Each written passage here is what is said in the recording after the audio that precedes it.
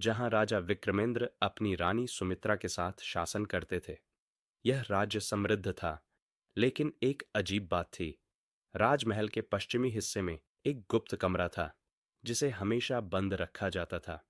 उस कमरे के बारे में कहा जाता था कि जो भी वहां गया, वो कभी वापस नहीं आया। रहस्यमयी गुप्त कमरा। रानी सुमित्रा को हमेशा उस कमरे के रहस्य को जानने की जिज्ञासा रहती थी। एक दिन जब राजा शिकार पर गए हुए थे, रानी ने अपने विश्वासपात्र दासी से कहा कि वो उस कमरे की चाबी किसी भी तरह ले आए।